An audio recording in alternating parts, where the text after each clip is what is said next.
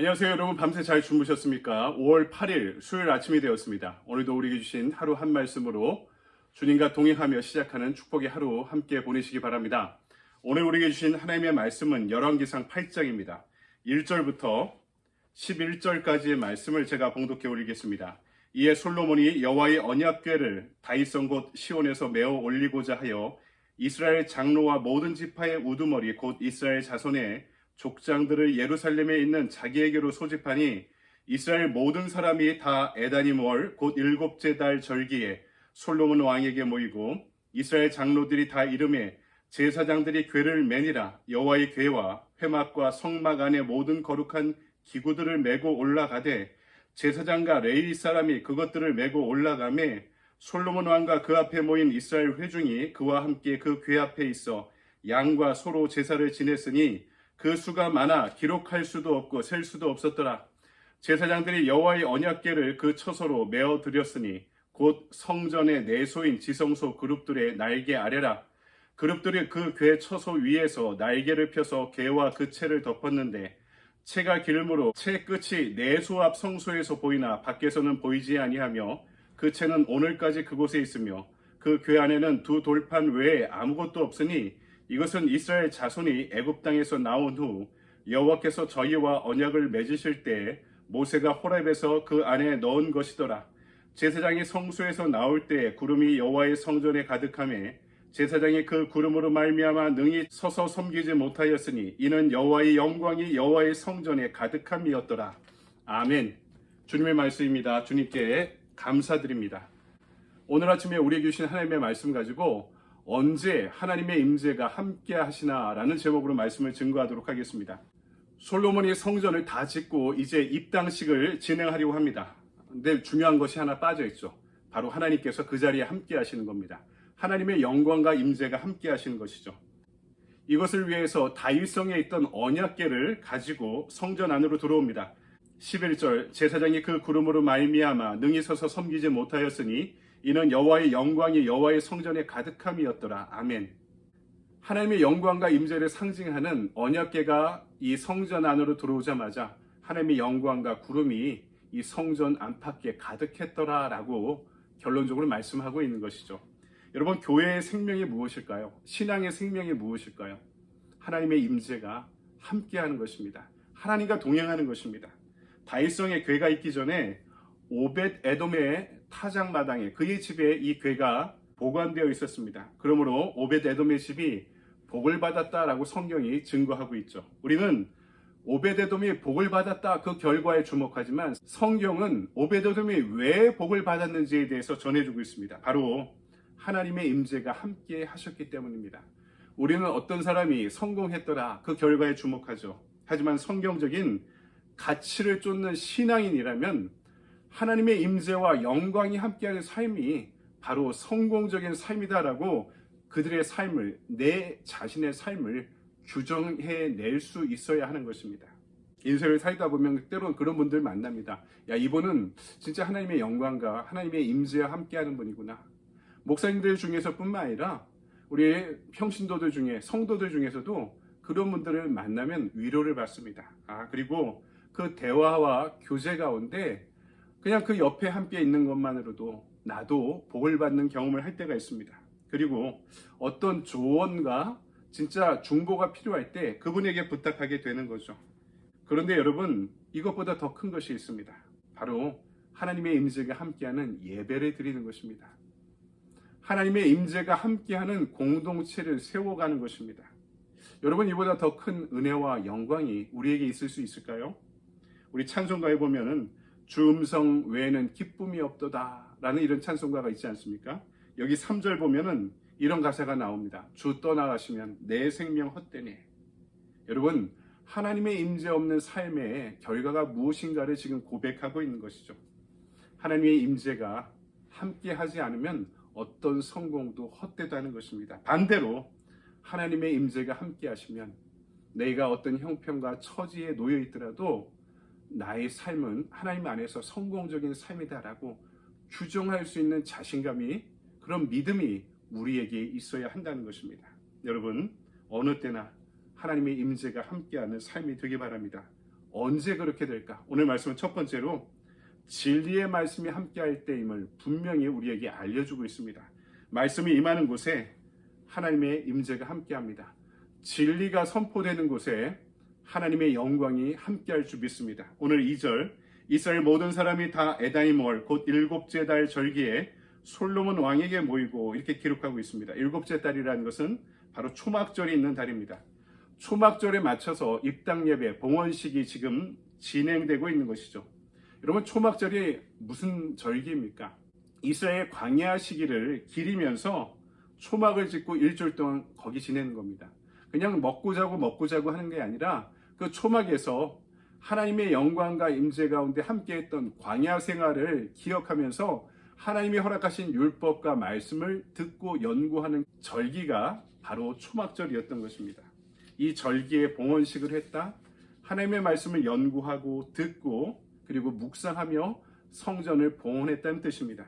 그러니까 초막절, 특별, 말씀 사경에 이런 식으로 봉헌 예배가 드려진 것입니다. 그리고 더 결정적인 것은 언약궤가 성전 안으로 들어올 때 하나님의 영광과 임재가, 하나님의 구름이 가득했더라라고 오늘 말씀이 기록하고 있죠. 그런데 여러분, 이 언약궤 안에 무엇이 들어있습니까? 오늘 9절을 보니까 좀 놀랍습니다. 그 궤 안에는 두 돌판 외에 아무것도 없으니, 돌판이 뭡니까? 십계명입니다. 원래 언약궤는 세 가지가 들어가 있었죠. 만나, 아론의 쌍난 지팡이, 그리고 두 돌판을 이루어진 십계명 돌판이 이 언약궤 안에 들어가 있었습니다. 그런데 지금은 만나도 없어지고 아론의 쌍난 지팡이도 어떤 원인이어서인지 모르지만 없어지고 두 돌판 십계명만 남아있다는 것입니다. 여러분, 만나는 뭡니까? 먹고 사는 거죠. 여러분, 먹고 사는 게 우리에게 충족돼야지 살아갈 수 있는 존재입니다. 하나님이 우리를 그렇게 만드셨죠. 하지만 먹고 사는 것은 한시적입니다. 일시적입니다. 영원하지 않습니다. 지팡이는 무엇입니까?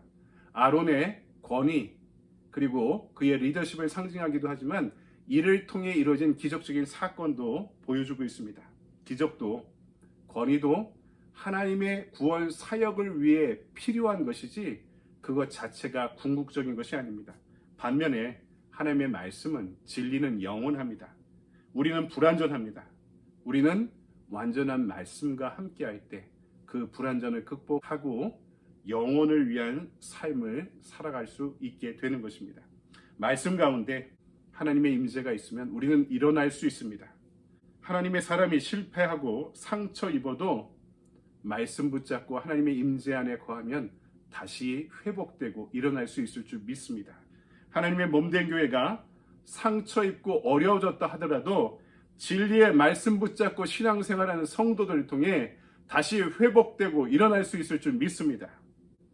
진리의 말씀 붙잡고 순종하며 살아가며 선교의 지경도 넓어지게 되리라 믿습니다. 두 번째, 하나님의 임재는 제사를 드릴 때 함께합니다. 오늘 언약궤를 지성소에 넣으며 제사 드릴 때 하나님의 임재가 충만했다 기록하고 있죠. 언약은 하나님과 인간의 사랑의 계약입니다. 서로를 위해 희생하고 아파하기로 작정한 것을 언약 또는 계약이라고 부릅니다. 그것이 계약의 정신인 것이죠. 그래서 제사는 희생의 제사가 될 수 있는 것입니다. 제사가 왜 희생이냐? 마더 테레사가 이런 이야기를 했습니다. 우리가 하나님께 무엇인가 드릴 때 아프지 않으면 드리는 것이 아닙니다. 아프다는 것은 희생한다는 거죠. 아이들이 철들 때가 언제입니까? 부모의 사랑이 그냥 자연 발생적인 것이 아니라 가슴 아픈 사랑이라는 것을, 대가를 치른 사랑이라는 것을 깨달아 눈을 뜰 때 부모를 사랑하고 존경하게 되는 거죠. 부모의 희생이 자녀의 성장을 이끄는 것입니다. 예수님의 말씀 중에 부자의 헌금보다 과부의 두 렙돈을 하나님께서 귀중히 여기신다는 말의 뜻이 무엇일까요? 부자는 많은 것 중에, 그것도 희생이죠, 일부를 드리는 것입니다. 하지만 이것을 드린다고 아프지는 않습니다. 그만큼 여유 있기 때문이죠. 하지만 과부의 두 렙돈은 그녀가 가진 전부였습니다. 그녀의 헌금, 그녀의 제사, 그녀의 예배는 이런 희생 위에 세워진 것이었습니다. 예수님의 발을 적신 마리아의 향유도 마찬가지였죠. 그것은 그녀의 전부였습니다. 드림에 있어서는 아픔이 있고 희생이 있어야 됩니다. 사랑하는 것도 마찬가지죠. 사랑하면 아프죠. 왜 그렇습니까? 상대방의 아픔이 사랑하면 동시에 나의 아픔이 되기 때문입니다. 상대방의 결핍이, 상대방의 불완전함이, 상대방이 갖고 있는 쓴뿌리가 결국 사랑하면 나의 십자가, 나의 몫이 되기 때문에 아픈 것입니다. 그래서 사랑은 말로만으로 할 수 없는 것입니다. 이루어질 수 없는 것이죠. 그리고 함부로 해서는 안 되는 것입니다. 내가 사랑하기에 아플 수 있다는 사실을 받아들일 수 있어야 온전히 사랑할 수 있기 때문인 것입니다. 그 사람을 위해, 그녀를 위해 사랑하니까 희생할 수 있는 것입니다. 어머니들이 아이들을 낳을 때 얼마나 아프고 힘듭니까? 그래서 출산하는 것 그 자체가 사랑의 희생이 되는 것입니다. 주를 사랑한다면서, 교회를 사랑한다면서 나는 주를 위해, 하나님의 몸된 교회를 위해 무엇을 희생하고 있습니까? 무엇을 아파하고 있습니까? 우리 가정이 회복되어야 되는데 나는 가정을 위해, 아내를 위해, 남편을 위해, 우리 자식들을 위해 무엇을 아파하고 무엇을 희생하고 있습니까? 사랑하는 여러분, 희생하는 곳에, 희생의 제사가 드려지는 곳에 하나님의 임재가 함께합니다. 진리의 말씀이 왕성한 곳에 하나님의 임재가 함께합니다. 사랑하기에 그분의 말씀으로 채워가고, 사랑하기에 주님과 주님의 교회를 위해, 그분이 세워주신 이 땅의 천국인 우리 가정을 위해 아파하고 희생해가는, 그렇게 그분의 임재로 충만한 저와 여러분, 그리고 우리의 가정, 우리의 교회가 되기를 주님의 이름으로 간절히 축원드립니다. 아멘. 적용의 질문입니다. 나는 하나님이 말씀으로 역사하심을 깨닫고 말씀이 신앙생활의 생명임을 인정합니까? 내가 말씀 속에서 하나님을 깊이 만나며 하나님이 받으시는 예배를 드리려면 어떻게 해야 하겠습니까? 말씀이 선포되는 곳에, 진리가 있는 곳에 하나님의 임재가 함께한다. 그 증거가 언약궤라고 말씀드렸습니다. 이를 위해서 초막절에 이들이 함께 모여 성전을 봉헌했다고 말씀드렸습니다. 그리고 희생의 제사가 있는 곳에, 예배가 있는 곳에 하나님의 임재가 함께한다고 말씀드렸는데, 나는 그러면 어떻게 말씀 속에 하나님을 깊이 만날 수 있을까? 이 말씀으로 하나님을 예배하는 삶을 살아갈 수 있을까? 오늘의 액션 플랜입니다. 하루 한 말씀을 읽고, 듣고, 묵상하고, 순종하기. 우리에게 좋은 축복의 통로, 또 은총의 수단이 있네요. 여러분이 아침마다 나누는 하루 한 말씀, 하나님의 나에게 주시는 귀한 말씀으로 여기고 읽으십시오. 내가 성경을 펴고 일부만 제가 말씀드리지만 그 장 전체를 한번 읽어보십시오. 그리고 말씀을 들으십시오. 여러분에게 주시는 말씀이 도전이 무엇인지 묵상하십시오. 그리고 그 가운데 감동이 있다면 여러분 그것을 실천하고 순종하는 복된 하루 함께 보내시기 바랍니다. 여러분 감사합니다.